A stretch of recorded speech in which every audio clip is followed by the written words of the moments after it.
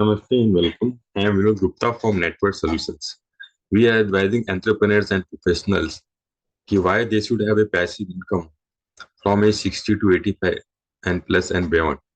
इससे सभी को एक नॉर्मली बहुत तरह की इनकम हम लोग देखते हैं, जैसे मैं लास्ट सेशन में डिस्कस किया था कि चार प्रकार की इनकम है: active income, semi active income, passive income but not guaranteed, and passive income and guaranteed income.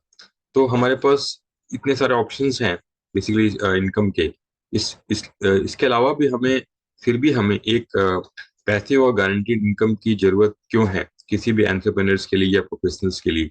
तो ये मैंने बेसिकली लास्ट सेशन में डिस्कस किया था, और हमने ये बेसिकली बताया था कि जो चार तरह की इनकम है उसमें जो है, आज हम डिस्कस करेंगे रेंटल इनकम पे, जो कि एक सेमी एक्टिव इनकम है। ज्यादातर मोस्टली लोग समझते हैं कि रेंटल इनकम पैसिव इनकम।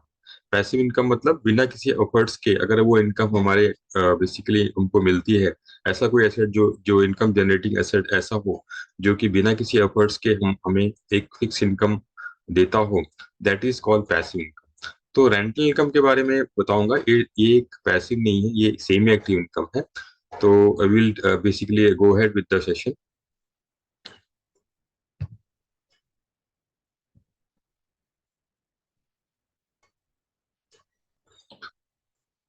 जैसे मैंने बताया कि एक्टिव इनकम जो है वो ऐसी इनकम है जो हम एक्टिवली जब किसी बिजनेस में या प्रोफेशन में हम काम कर रहे होते हैं, और उस काम की वजह से हमारे अंदर जो जो इनकम को आती है उसको हम एक्टिव इनकम बोलते हैं।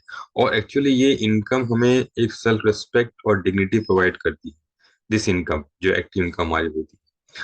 उसके बाद है सेमी एक्टिव इनकम, जिसके अंदर रेंटल इनकम आता है, जिसको हम सेमी एक्टिव बोलते हैं। और passive income but not guaranteed, मतलब हम बहुत सारी चीजें लाइफ में एकुमुलेट भी करते हैं, जैसे म्यूचुअल फंड्स किया, एफडीज किया, या हमने इक्विटी शेयर्स में कुछ स्टॉक्स को परचेज किया। तो ये जो उसके से हमें कॉर्पस बिल्डअप हुआ, और उस पर जो हमें डिविडेंड या इंटरेस्ट आ रहा है, that is also a passive income, but वो गारंटीड नहीं है, because there are so many aspirations in life, और वो जो कॉर्पस है वो कहाँ पर खर्च होगा we don't know. And that is why the also the interest rate or the dividend rate are not fixed, so that is not guaranteed. And passive and guarantee income and guarantee income is the income in such a manner that we are getting in such a manner, ऐसा income आ रहा है कि महीने की 1 तारीख को as soon as bank account हमारा खुलता है and we get a certain x amount in our money, वो अमाउंट 50,000 या 1 लाख जो भी हमने डिसाइड किया है वो हमारे पास आ जाता है। तो इस तरह का जो इनकम पैसिव होता है वो एन्युटी के रूप में, या basically government bank pension schemes में, जैसे कुछ एलआईसी की स्कीम्स में, जहां पर हमें फिक्स और गारंटीड इनकम थ्रू आउट मिलता है। तो इस तरह के बेसिकली इनकम को बोलते हैं पैसिव एंड गारंटीड इनकम। तो ये बेसिकली हम लोग आज जो सेशन में देखेंगे वो ये कि जो हम रेंटल इनकम जो हम समझते हैं कि वो एक पैसिव है, तो वो पैसिव नहीं, इट इज सेमी एक्टिव।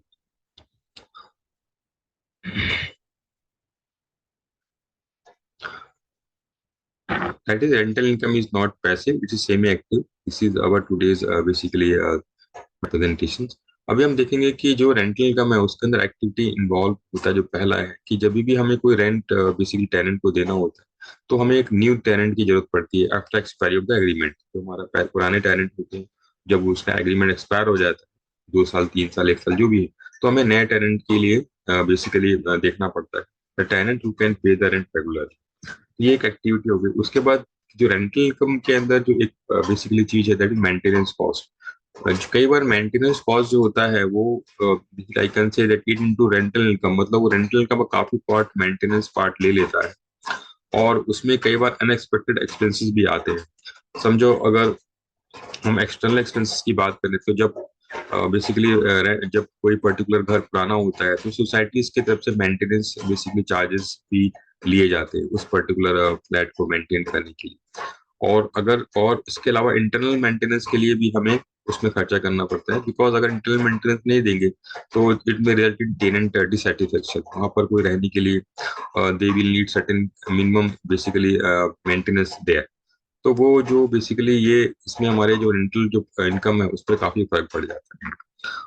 उसके बाद हम देखेंगे कि वैकेंसी रेट्स क्या होता है कि नॉर्मली हम जब देखेंगे कि कई बार जो होते हैं जैसे हमने अभी इकोनॉमिक टर्नडाउन में या तो पैंडेमिक पीरियड में देखा था कि बहुत समय के लिए रेगुलर रेंट नहीं मिल पा रहा था, और कुछ समय के लिए रेंट जो अगर कोई खाली भी हो गया है तो उसको तुरंत जो है बेसिकली रेंट मिलना भी मुश्किल हो जाता था। तो ऐसे केस में क्या होता है कि जो वैकेंसी रेट मतलब उस समय जिस समय फ्लैट में कोई ऑक्यूपेंट नहीं है, तो वहां पर हमें रेगुलर इनकम नहीं मिल पाता।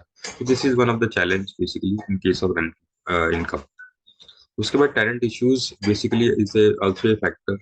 मतलब अगर dealing with the problematic tenants can be stressful और टाइम कंज्यूमिंग हो सकता है। Issue like late payments of the rent, property damage, और this all these thing sometime में रिक्वायर लीगल प्रोसीजर्स ऑल्सो। तो ये जो टेनेंट इश्यूज है ये भी हमारे अंदर बेसिकली रेंटल इनकम के अंदर एक इश्यूज हो सकता है, हो जाता है। और उसके बाद मार्केट फ्लक्चुएशन की बात करें तो नॉर्मली ये है कि रेंटल इनकम जो है सब्जेक्ट टू मार्केट फ्लक्चुएशंस। हमें एक जैसा रेंट नहीं मिलता है, depend upon the economic changes, increase competition. अगर उस पर्टिकुलर एरिया में रेंट का काफी ज्यादा बेसिकली कह सकते हैं वैकेंट फ्लैट्स है, तो कंपटीशन के कारण जो है वहां पर रेंट उतना नहीं मिल पाता कई बार, and it poses a challenge basically for getting a consistent returns in the rental.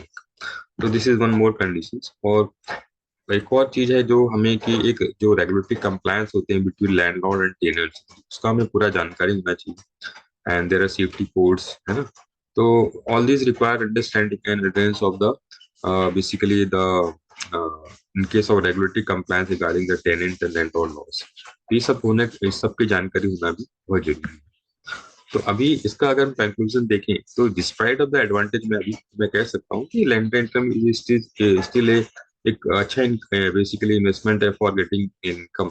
But इतना कह सकते हैं कि ये पैसिव और गारंटी नहीं है, ये सेमी एक्टिव इनकम है। मतलब हमें कुछ एफर्ट जरूर करना पड़ता है इस पर्टिकुलर इनकम को जनरेट करने के लिए, और ये एक पर्टिकुलर ओल्ड एज में थोड़ा सा मुश्किल होता है।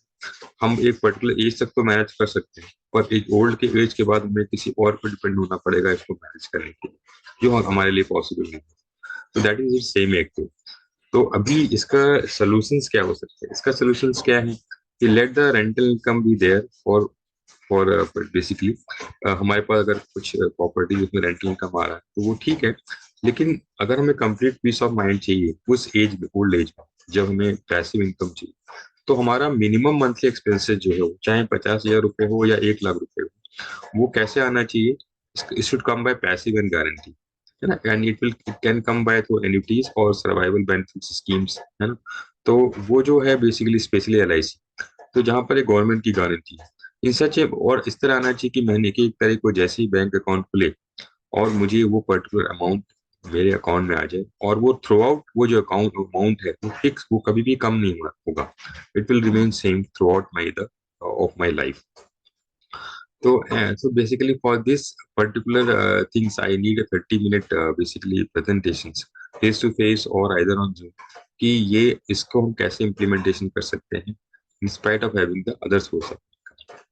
So therefore I request to have one-to-one presentation, either face to face or on Zoom, with no obligation of buying any product or services. Thank you so much. God bless.